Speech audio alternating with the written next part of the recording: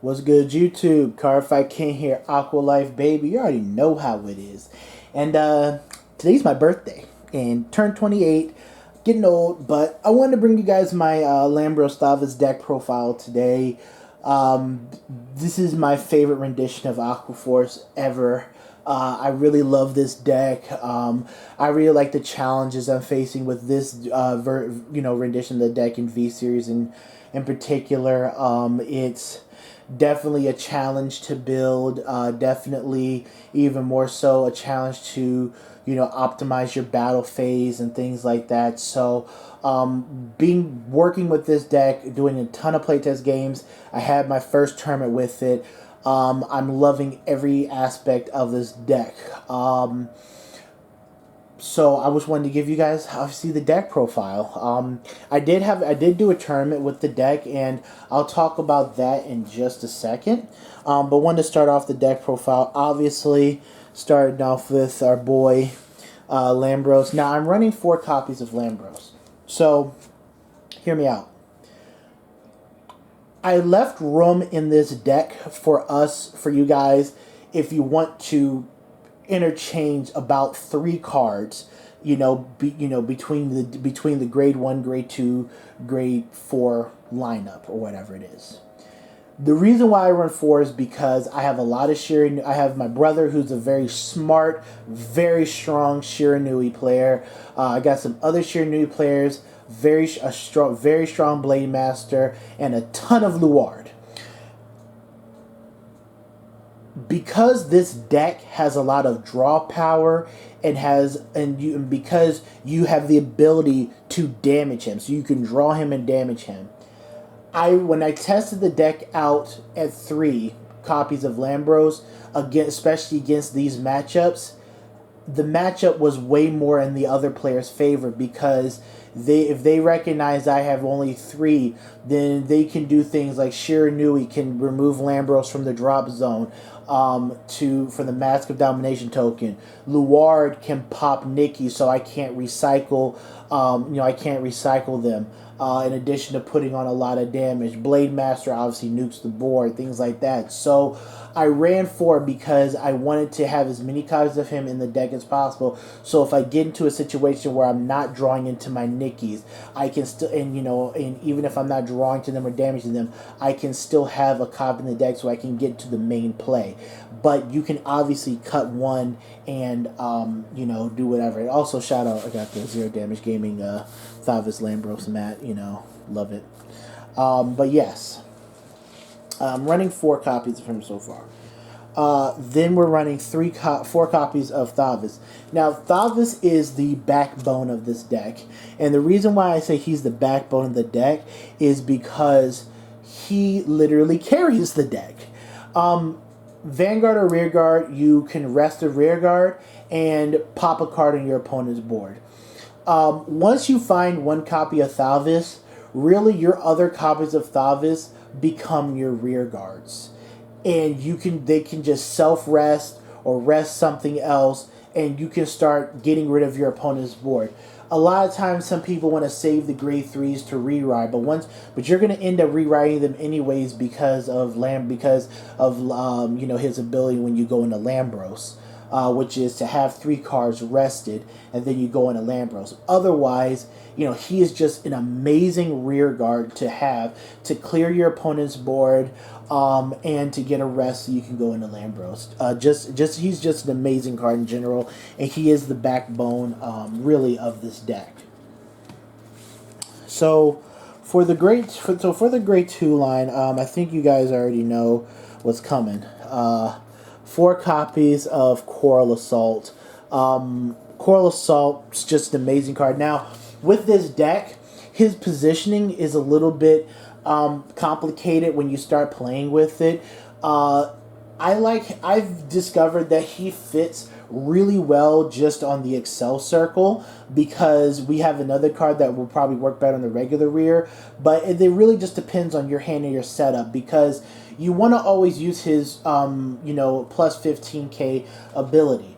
And depending on how you set up your board, you don't want to have him swing vanilla and then he only gets his plus 15k when you restand him with your Lambros ability. So I find that depending on my hand and my board setup, he would just be more valuable on the Excel circle. Now, you can make some nasty columns with him and Orisa. Don't get me wrong. If you got it like that, you got it like that. But he's an extremely strong card. Goes in the soul, draws you a card as usual. But he's just an amazing card deck. And obviously, I had to get my 4 SP copies of him. I'm running 3 copies of Agius. Now, Agius is a card that you can definitely argue to be at 4, and he was at 4 for me for a long time. The reason why I cut him down to 3 was just to make space elsewhere for some other cards. His ability is just to counterblast 1, rest 2, and he gets 10k. Now the 10k is good. On the Excel circle, he's 24. He'd be 24. On the regular rearguard circle, he'd be 19.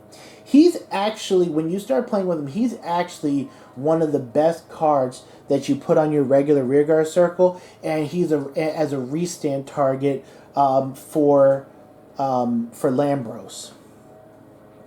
And you'll find that out when you start playing with him, how valuable he is. Now, obviously, there's a better version of him that exists in the universe called Pursuit Assault, but he is a promo card that we do not get on release, like Japan and the Japanese side of the game gets. So, Agius is a card that we definitely have to work with, but there is a better version of him in a way. That exists in the universe, but we just don't have just yet. And there's a video coming out on him too. Kelpie Rider Dennis. Let me tell you about Kelpie Rider Dennis. He is searchable by Nikki. His Vanguard rearguard ability is to rest another rearguard and call the top card of your deck to the board. And it is a hard once per turn. This guy is not that good. He is the card I like the least in this deck. And I'm getting to a point where I really want to phase him out of the deck. Reason why I'm keeping him in is because he's a search target for Nikki, just for a soft plus on if you have to ride Nikki and you can't get to your Thavas. And I guess sometimes the top card comes into play, but he doesn't offer you anything offensively. He doesn't gain power. The most he can get on the rear guard is 22. On the Excel circle, he does absolutely nothing, just being a 14k poke. There are better. I just feel as if there are better cards that you could run besides Dennis. But the one that I want to run is locked behind a promo, barrier. But he's not a horrific card, but playtesting with him, I tested him at 4, saw him way too often. He didn't really do anything, offer anything. Once you use him once, the rest of the copies become 9k vanillas. Put him to 3, didn't like him there. Put him to 2, I like him at 2 in the deck. I have this thing about running 1 else, but I like him at 2 in the deck. If I see him, I see him. If I don't feel like I lose anything. And then 2 copies of Terrific Coil. I like Terrific Coil a lot. As a standalone card, I think he is an extremely strong card, and you can consider him. He is kind of like, I would say, a better Algos and a kind of an in-between Tidal Assault. He's literally, basically Tidal and Algos into one. Where if he swings on the first battle, he restands himself for a Soul Blast, but he gains 5,000 power for the turn. So he'll be sitting at 14,000 power if he's restood by a card's ability, which can include his own. Really good attacker in this deck. You can make some good plays. A good restand target for Lambros, being able to swing 14k, restand, swing for 22, restand for 32. It's just that the fact that you can get 3 attacks out of him. And if you put him on the Excel circle, he swings for 19k twice. You know, or if you put him in a column with Penguin, putting him with Penguin is extremely good because then he swings 19, restand 27, restand 37. Very good. Very, very good card. So I do like him, and he uses the soul. And you'll find in this deck that you're going to have a lot of soul because Narissa, Coral Assault, Nikki are constantly filling your soul. So you definitely have a lot of uses for your soul, and he's one of the best users of that resource. Obviously, we don't have Pursuit Assault, who can Soul Blast one and draw a card, but that's just something else there. So for the grade 1 lineup, now for the grade 1 lineup, obviously we have 4 copies of Narissa. She's just good. There's nothing else. She's just good. But she's a luxury. Now, why I say luxury? She is a card where if you... The object of the deck is to have 3 rested to get to Lambros, okay? And when you rest her and then use her ability to Soul Blast 1 to restand and gain 10k, she becomes a standing card again, obviously. Sometimes you'll find yourself that you don't have the cards or the field set up to where you can rest 4 cards. So what you end up having to do is just rest her and not use her ability. Then that's okay. She'll be an AK booster, you know, and then you'll just run with the rest of your turn. Get to your main play, run with the rest of your turn. But if you can use her ability, use her ability. And then she'll go into the soul and draw you a card. But like I said, she's a luxury. You're not always going to have that scenario where you're going to be able to use her ability during the turn, but that's okay.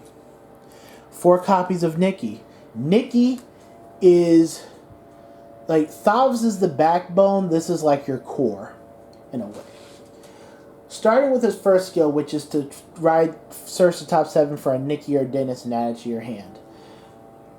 Obviously, he's your best He's your best grade 1 ride target. It is imperative that you get to Thavas. You have to get to Thavas if you want a chance to win the game. When I had my tournament. Round 1, I played against Spike Brothers. I won game 1 because I got to Thavas. I lost games 2 and 3 because I whiffed on my Nikki, on the Nikki search both games. I whiffed my Baraggio searches, and I went through over 20 cards in my deck, and I could not get to Thavas at all. But I got to Thavas during my MLB match and during my Shiranui match, and I went undefeated the remainder of the day. Get to Thavas, give yourself a chance to win. That's it. His other ability is to give you your Lambroses back. Now, if you're playing just 3 copies of Lambros, he's an extremely important card that you want to see early and often because the cost is to rest himself and put a normal unit from your drop zone to the bottom of your deck and then soul charge 1. You cannot pay his cost if you do not have a normal unit in your drop zone. But Nikki, you need him to recycle your Lambroses. Again, you're drawing, you're damaging.